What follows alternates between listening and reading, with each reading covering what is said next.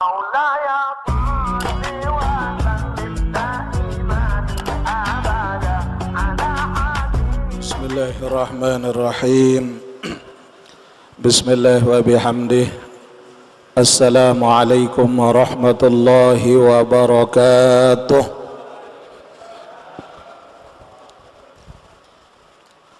الحمد لله الذي أنزل السكينة في قلوب المؤمنين الذي ليزدادوا إيمانا مع إيمانهم.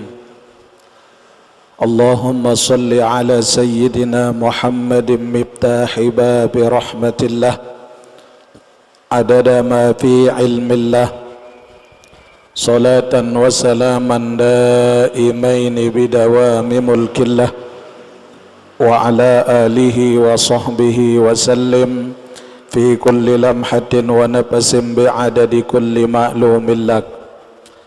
اللهم علمنا ما جهلنا وذكرنا ما نسينا وفهمنا ما لا نفهم وزدنا علما وألحقنا بالصالحين. اللهم اغننا بالعلم وزينا بالحلم وأكرمنا بالتقوى وجملنا بالعافية. Amin ya rabbal alamin. Allahumma salli wa sallim wa barik alaihi wa ala alihi. Kita baca Fatihah, mudah-mudahan Allah Subhanahu wa taala buka pintu hati kita dengan hidayah.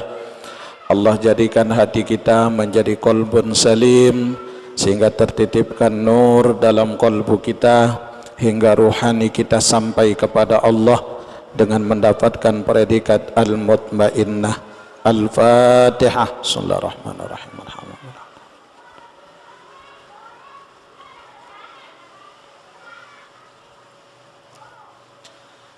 Bismillahirrahmanirrahim. Wa qala al-Imam Ahmad ibn Athaillah as-Sakandari rahimahullahu ta'ala wa nafa'ana bi'ulumihi fid daraini amin. Pada malam hari ini kita masuk pada kalam hikmah yang ke-71. Telah berkata Imam Ahmad bin Athaillah as-Sakandari dalam al-hikamnya, man lam yuqbil ala Allah bimulatafatil ihsani qayyadu ila Allah qayyidu ilaihi bisalasilil imtihani, yang artinya man lam yuqbil Allah bimulatafatil ihsani, barang siapa yang lalai dari menghadap Allah Subhanahu wa taala dengan halusnya pemberian nikmat Allah kepadanya,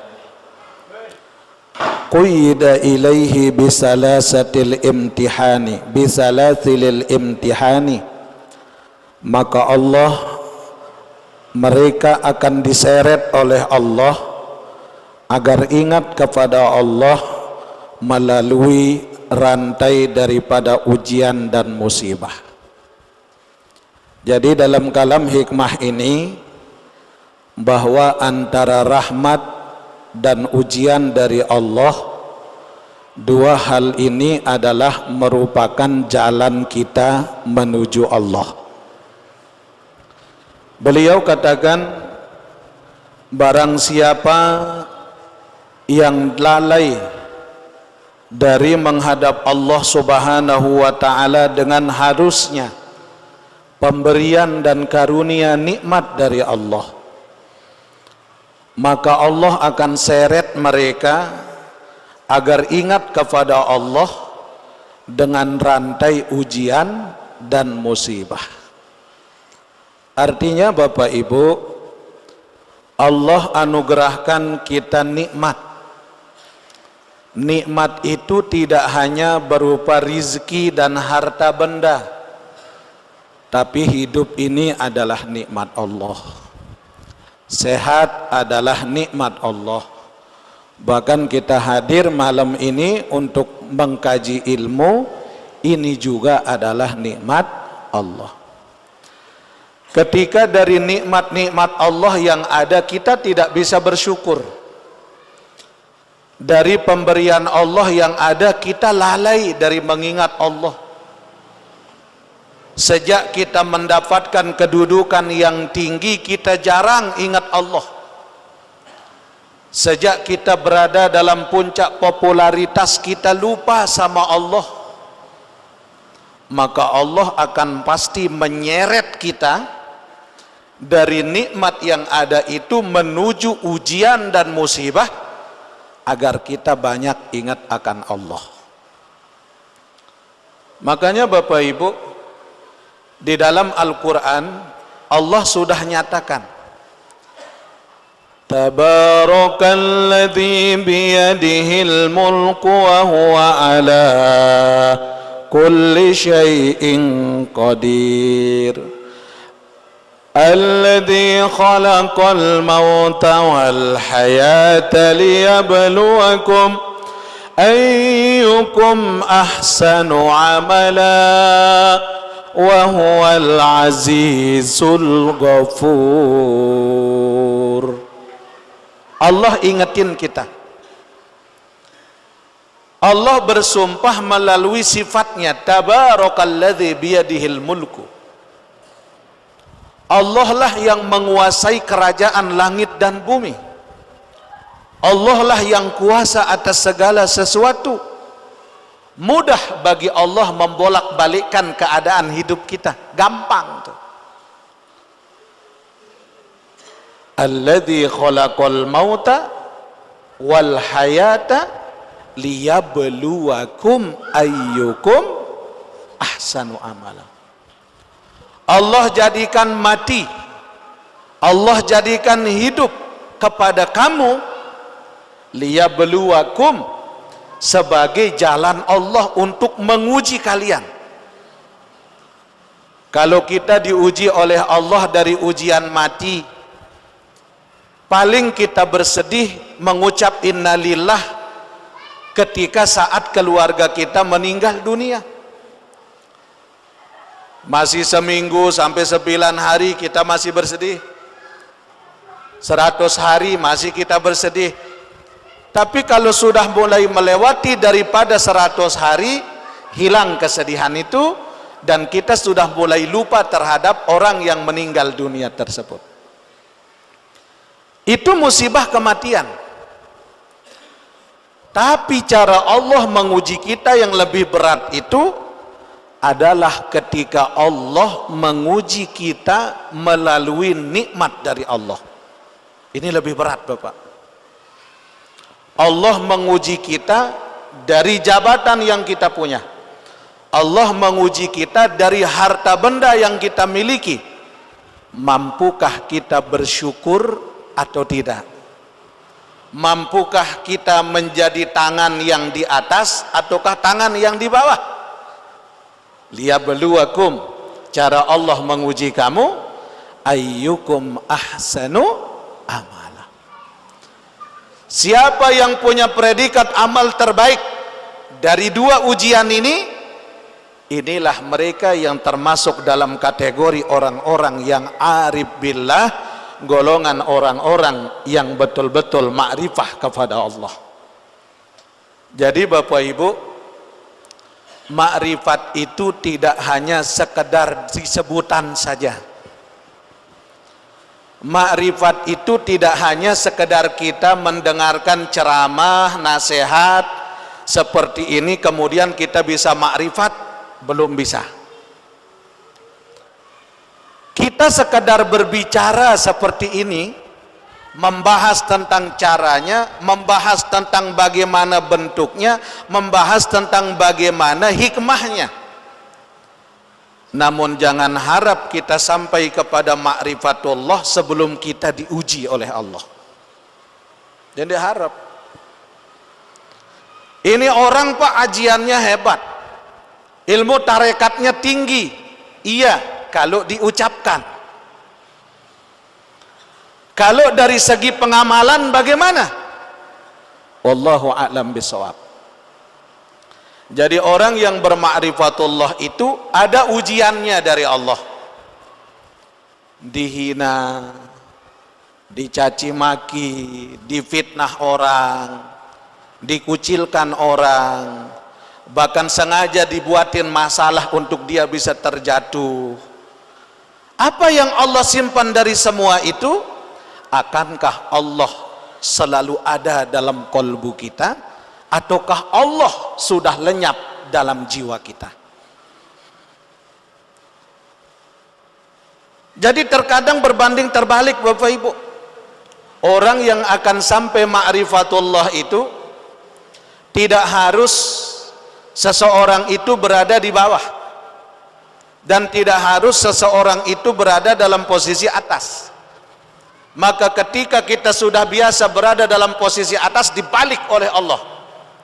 Ketika kita sudah berada dalam posisi titik terendah dalam hidup kita, akankah rasa syukur itu masih ada dalam diri kita kepada Allah, ataukah yang muncul adalah mengeluh kita kepada Allah?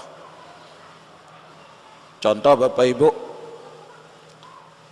kita biasa dihormati, biasa dihargai, biasa dianggap jadi orang hebat, dan biasa kalau kita berusaha untung, bahkan dari hasil lebihnya sampai miliaran. Ketika Allah balik hidup kita, biasa di atas, yang dulunya suka jadi tangan di atas, suka memberi, sekarang dibalik oleh Allah, tinggal kita yang tangan di bawah. Bagaimana perasaan kita? Bagaimana rasanya ketika dulu biasa kita yang memberikan bantuan kepada orang, entah sekarang kita yang banyak dibantu oleh orang lain? Apakah masih rasa syukur kepada Allah itu apa tidak? Masih apa tidak Bapak Ibu?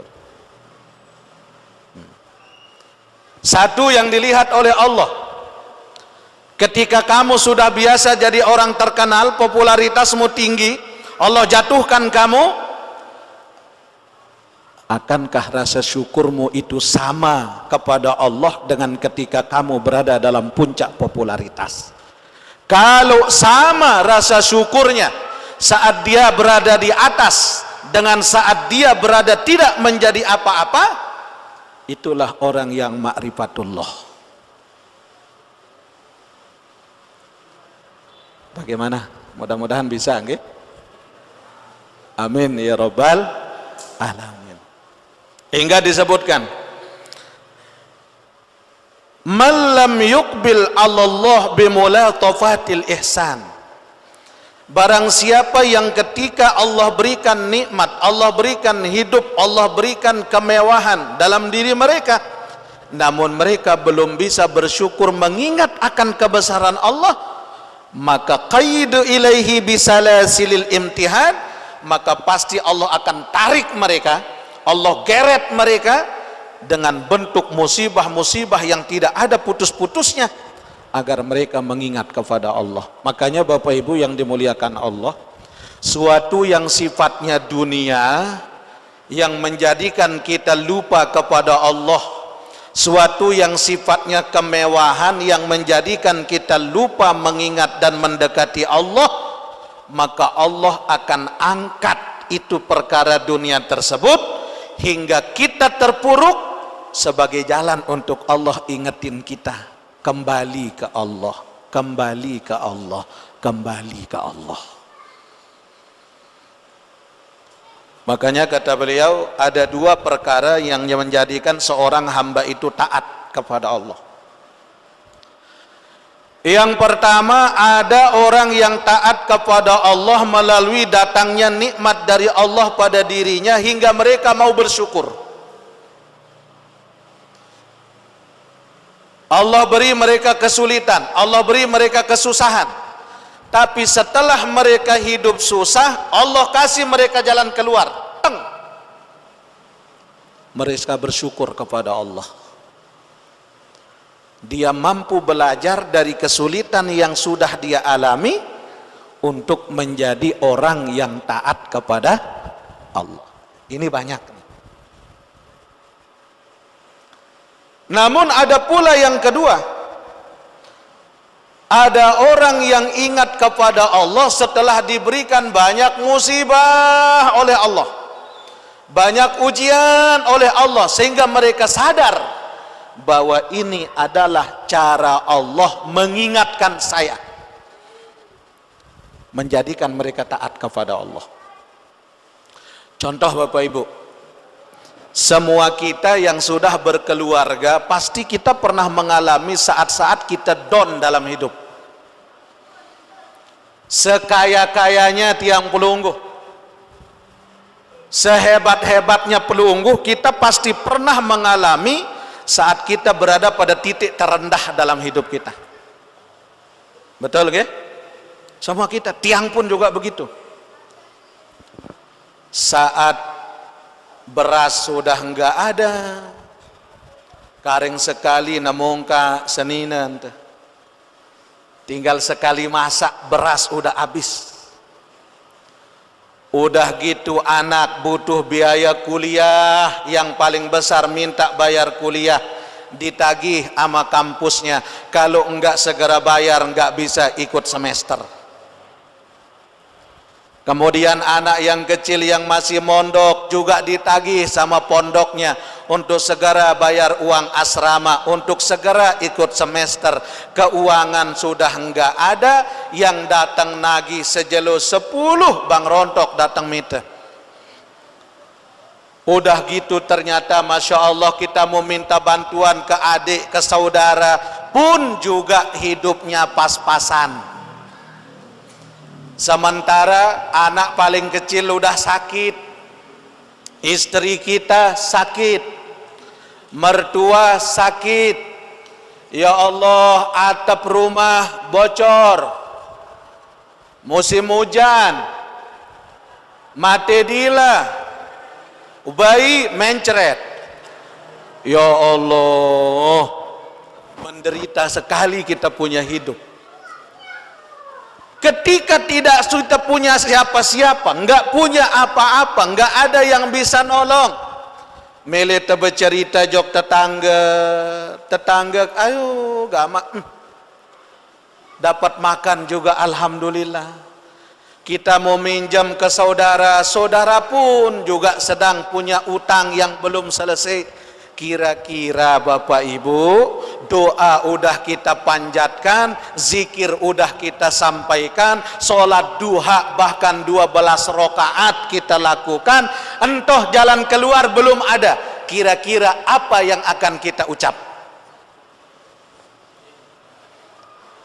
Pasti narik napas panjang, udah hendak tahu kita harus berkata apa. Hanya satu kalimat yang keluar, ya Allah. Pokok lamunah ngentek otak teja, wah darak tadah wan. Ngucap satu kalimat hanya ya Allah. Udah geleng-geleng kepala, sudah enggak tahu mau ngomong apa. Betul? Kita mau doa udah habis kita sampaikan. Kita mau sujud udah lama, entah jalan keluar belum ada. Maka tetap ucapan yang akan tetap ada dalam lisan kita satu kalimat, ya Allah.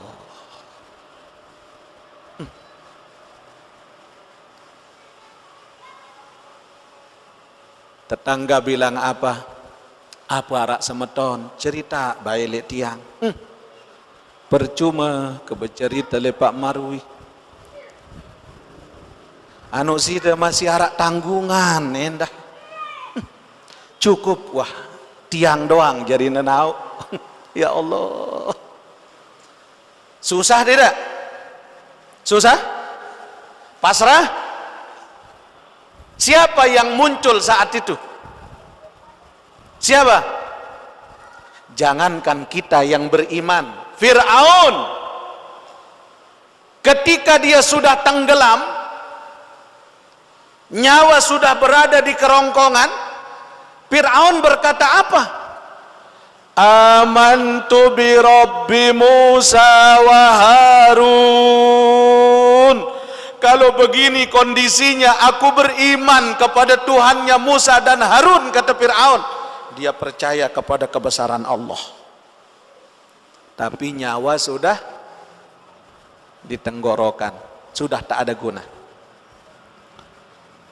Ternyata saat kita sudah posisi terpuruk sama sekali, maka besoknya ada misan yang datang dari kejauhan. Assalamualaikum Kak Tuan.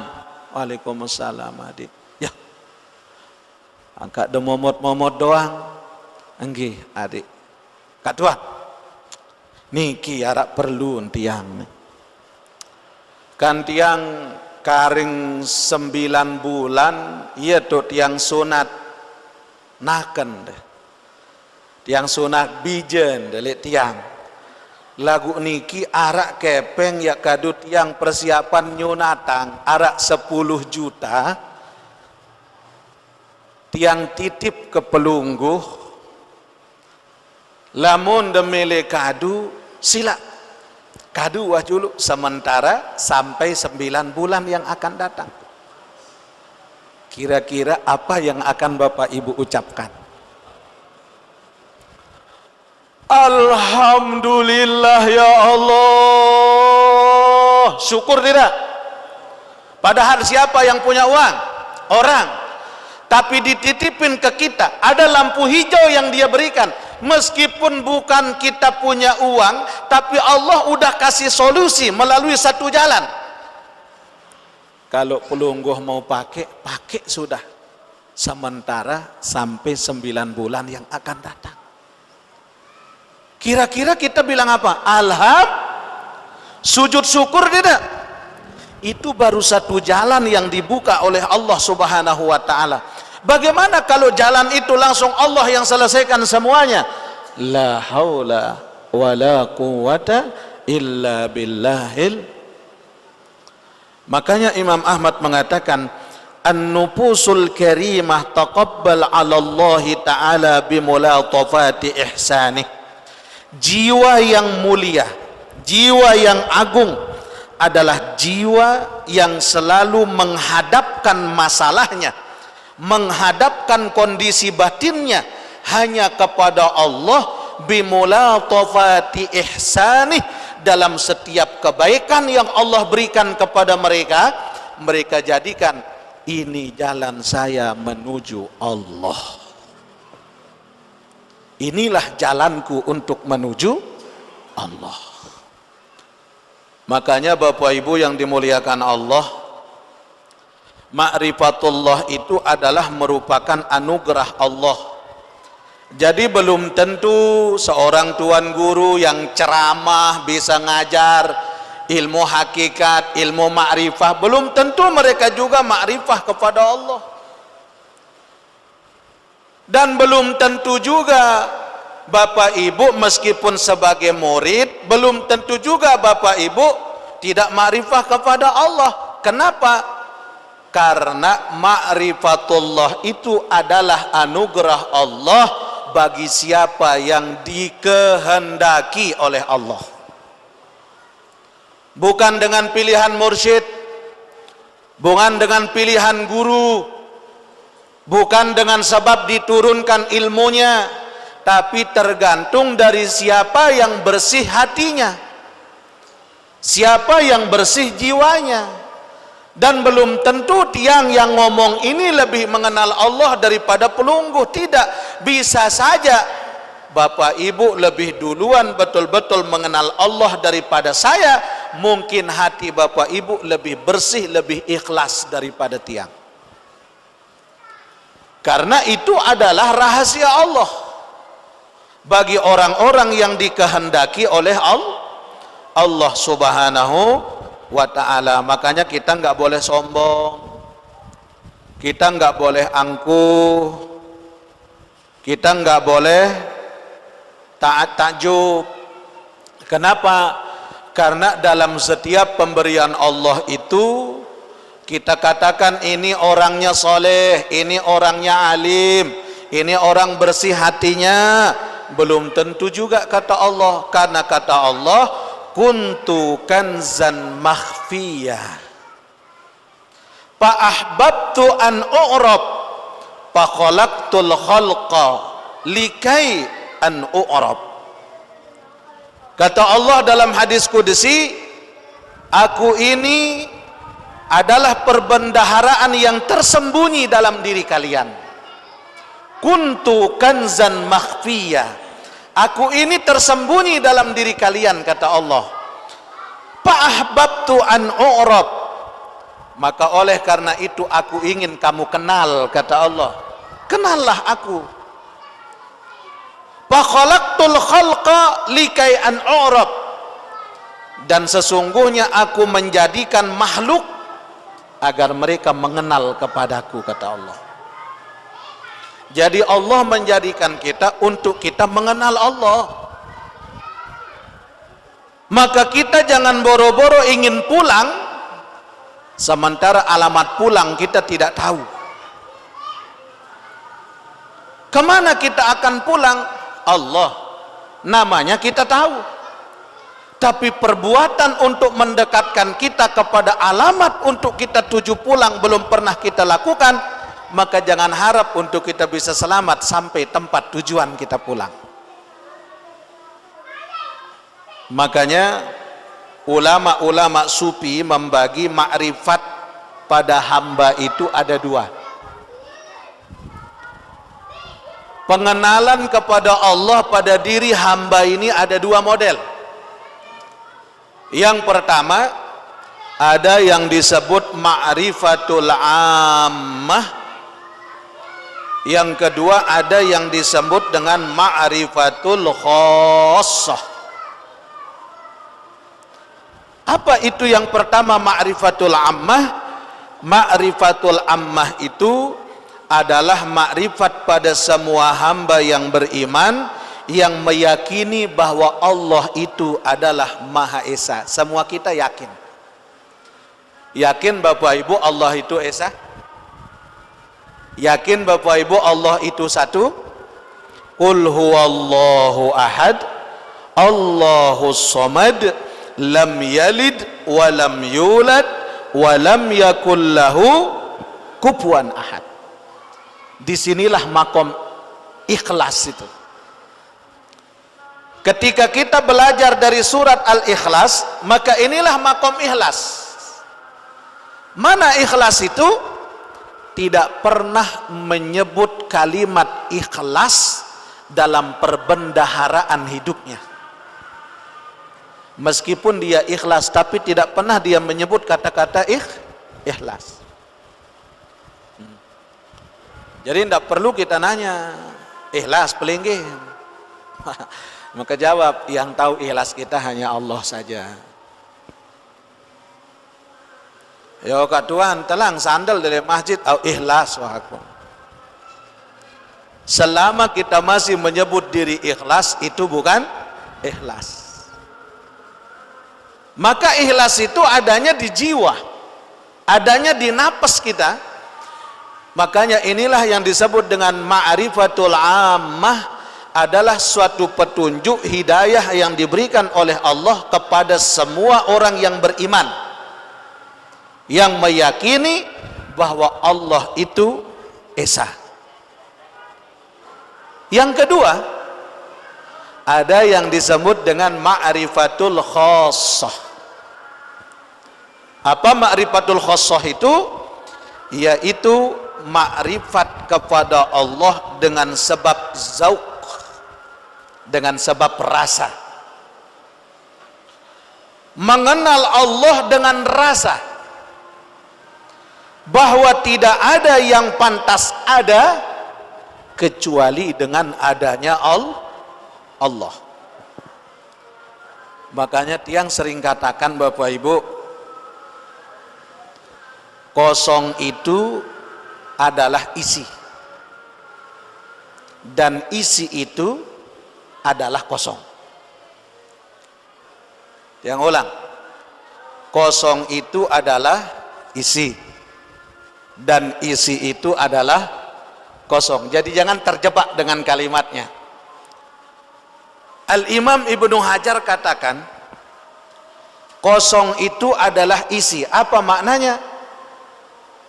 Ketika kita merasa kosong dengan diri kita, Tidak pantas aku akui kehebatanku, tak pantas aku akui ilmuku, tak pantas aku akui ibadahku, tak pantas aku akui semua zikirku, enggak pantas. Karena aku takkan bisa ibadah, takkan bisa zikir, takkan bisa memberi, takkan bisa hadir ke majelis ini kalau tidak Allah yang izinkan aku. Maka disinilah kita kosong. Tidak ada diri kita. Yang ada adalah kebesaran Allah. Maka ketika kita posisinya kosong, itulah isinya. Mana isinya? Yang ada hanya Allah. Maka isi itu sesungguhnya adalah kosong. Apa maknanya? Ketika Allah itu sudah baqo dalam jiwa seorang hamba yang mengenal kepadanya, maka mereka mengosongkan dirinya. Tak pantas aku hidup kalau tidak dengan hidup ya Allah. Inna solati wa nusuki wa mahyaya wa mamati lillahi rabbil alamin. Bahkan takkan bisa kita mengatakan inna solati, takkan bisa kita katakan wa nusuki wa mahyaya wa mamati lillahi rabbil alamin. Mohon maaf, itu takkan bisa kita lakukan kalau tidak dengan Allah yang menggerakkan kita punya jiwa. Maka ketika kita merasa kosong, disitulah isinya kebesaran Allah. Dan ketika yang nampak adalah kebesaran Allah pada diri, itulah kekosongan yang hakiki. Maka jamaah rahimakumullah, jadi inilah ma'rifat yang kedua, yaitu ma'rifatul khassah, yaitu mengenal kepada Allah dengan sebab zauq, dengan sebab rasa bahwa tidak ada yang pantas kecuali dengan Allah. Maka setelah ini kita akan bahas mana ma'rifatul khassah itu atau zauq itu, mana ketika kita berada dalam makom ini, insyaallah kita akan bahas. Wallahu subhanahu wa ta'ala. Ma'asyiral muslimin rahimakumullah. Jadi kembali kita bahas tentang ma'rifatul khassah, yaitu mengenal kepada Allah melalui rasa. Rasa itu kalau orang sufi mengatakan zauq, itu memiliki dua tingkatan. Yang pertama ada orang-orang yang thariqul hidayah wal inabah.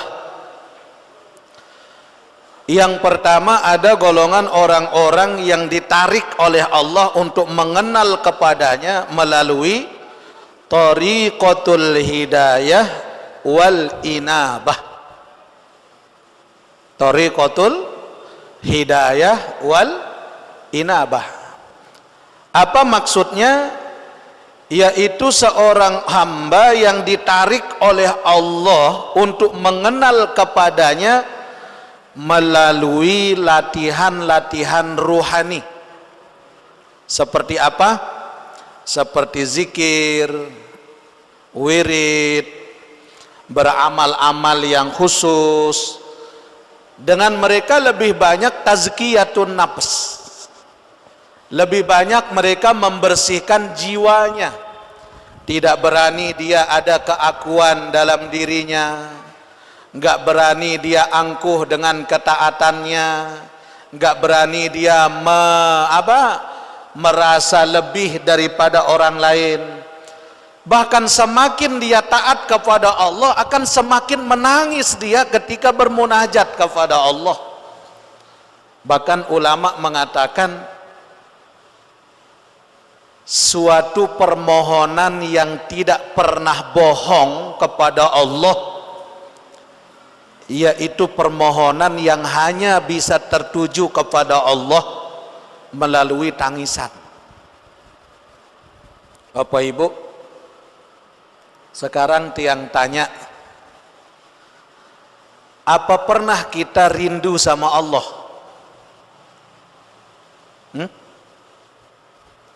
Apa pernah kita merindukan Allah? Yuk, angkat itu dulu. Sekali lagi, Bapak Ibu yang hadir semua kita, apa pernah kita merindukan Allah? Pernah? Kapan? Saat susah. Kalau rindu sama Allah saat susah, bukan rindu namanya, pingin solusi. Ibarat orang sakit, rela minum obat bagaimanapun pahitnya, karena ada maunya. Apa? Sehat. Apa kita rindu sama Allah pas dikala susah? Kan bingung kita nih. Maka orang yang ada kerinduan kepada Allah, itulah orang yang dirindukan oleh Allah, yang Allah angkat derajatnya melalui ini. Apa? Yaitu latihan-latihan ruhani yang mereka punya, itu yang dilihat sama Allah. Nangis dia di tengah malam. Bahkan sudah tidak tahu dia mau menghadap apa dengan Allah, mau ngomong apa sama Allah, mau bilang apa dengan Allah, hanya nangis saja. Mulut sudah tidak bisa berkata-kata. Namun kata Allah, itulah bahasa yang paling jujur dari seorang hamba kepada Tuhannya, ketika mereka munajat dengan tangisan tanpa kata-kata. Karena itu yang tidak bisa bohong. Kalau munajat dengan doa, bisa kita ungkapin dengan berbagai macam ungkapan, dengan kalimat-kalimat yang indah. Tapi kalau minta kepada Allah munajat dengan tangisan, sudah tidak ada kebohongan antara kita dengan Allah. Sekarang pertanyaan kedua, apa pernah kita menangis kepada Allah di tengah malam? Denek ngangguk-ngangguk jawab. Masya Allah. Kalau kita pernah menangis kepada Allah, ketahuilah kata Nabi, dari tangisan seorang hamba yang menangisi atas dosanya kepada Allah, yang menangisi atas kealfaannya, yang menangisi atas maksiatnya, yang menangisi bahwa dia belum mampu bersyukur dengan baik kepada Allah, ketahuilah dari tangisan itulah yang akan mampu memadamkan daripada siksaan api neraka, dan dengan tangisan itulah yang pertama kali menjadikan wajahnya berseri-seri saat berjumpa dengan Allah Subhanahu wa taala. Amin. Inilah makna ayat dalam Al-Qur'an yang mengatakan wujuhun yawma idzin nadirah ila rabbiha nazirah. Wajah mereka berseri-seri saat berjumpa dengan Allah, saat bertemu dengan Allah, yaitu ila rabbiha nazirah. Puncaknya saat mereka memandang wajah Allah.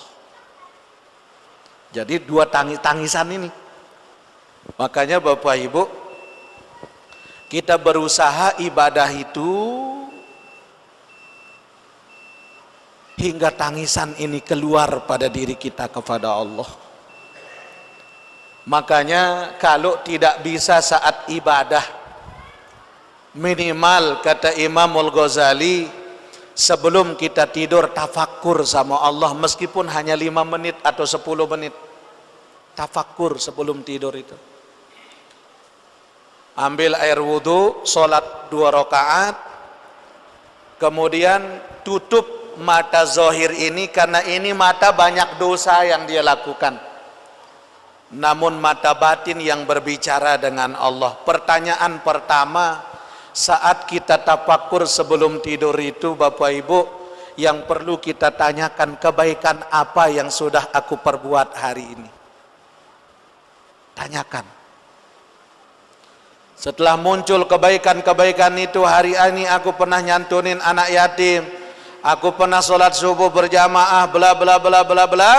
Ketika perbuatan baik hari ini sudah habis, yang kedua tanyakan pada diri kita, dosa apa yang sudah aku perbuat hari ini. Ketika kita sudah mulazamah, kita sudah muhasabah tentang diri kita, bandingkan lebih banyak mana ya Allah kebaikanku hari ini daripada dosa-dosaku. Pertanyaan ketiga, sudahkah aku ini sesuai dengan apa yang diharapkan oleh Allah pada diri saya? Sudahkah aku hidup hari ini sesuai dengan hakikat penciptaanku oleh Allah? Allah tidak ciptakan aku kecuali untuk ibadah. Sudah pantaskah aku seperti ini ya Allah? Kalau kita sudah muhasabah, maka tiba-tiba menetes air mata ini Bapak Ibu. Itulah air mata yang bisa memadamkan api neraka dan air mata yang menjadikan wajah bercahaya saat berjumpa dengan Allah Subhanahu wa ta'ala. Ayo kita latihan. Tiang pun juga masih latihan Bapak Ibu. Masih berusaha untuk membersihkan diri juga. Karena tidak ada kita hakikatnya yang bersih dalam hidup ini. Ini yang pertama, ada orang yang ma'rifatul khassah itu namanya tariqatul hidayah wal inabah. Allah tarik mereka untuk mengenal Allah melalui latihan-latihan rohani. Melalui zikir, wirid, sholat malam, dan sebagainya. Barulah yang kedua, ada ma'rifatul khassah itu tariqatul ijabah wal istifah. Apa maknanya? Yaitu seseorang yang ditarik oleh Allah melalui basirah langsung atas kehendak Allah. Siapa ini? Orang-orang yang bersih hatinya. Meskipun dicela, enggak pernah dia membalas dengan caci maki. Bapak Ibu, coba lihat Rasulullah sallallahu alaihi wasallam. Pernahkah Rasulullah membalas caci maki dengan caci maki? Tidak pernah. Pernahkah Rasulullah membalas ketika ingin dibunuh dengan membunuh? Tidak pernah. Tapi Rasul membalas caci maki dengan doa. Rasul membalas yang ingin beliau dibunuh dengan permohonan untuk orang tersebut mendapatkan hidayah. Siapa ini? Orang-orang yang ditarik oleh Allah melalui basirah atas kehendak Allah. Karena bersih hatinya. Bisa jadi pemulung sampah yang kita katakan hina menurut kita, bisa jadi mereka itu adalah aulia di hadapan Allah. Coba Bapak Ibu, lihat tuan guru kita di Lombok ini. Tuan guru Ahmad Teretetet ya. Tuan guru Umar Kelayu. Siapa lagi?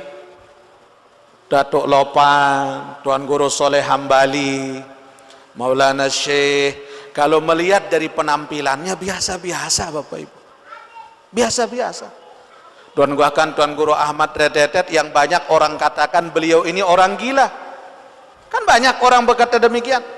Gila di hadapan manusia karena rasa ingin mendekat kepada Allah, namun hatinya bersih. Enggak apa-apa gila dalam pandangan manusia, tapi suci dalam pandangan Allah Subhanahu wa ta'ala. Jadi mudah-mudahan ini kita dapatkan, kalaupun tidak melalui riyadhah, melalui latihan, mudah-mudahan melalui anugerah dari Allah Subhanahu wa ta'ala, dengan berkah guru-guru kita, dengan berkah ulama-ulama kita yang setiap hari, setiap saat tidak pernah lelah membimbing kita semua.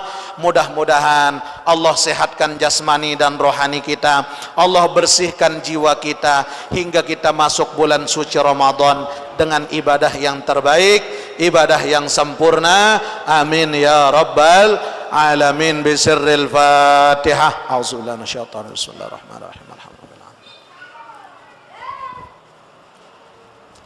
Bismillahirrahmanirrahim. Alhamdulillahi rabbil alamin. Wassalatu wassalamu ala asyrafil mursalin سيدنا محمد وعلى آله وصحبه أجمعين.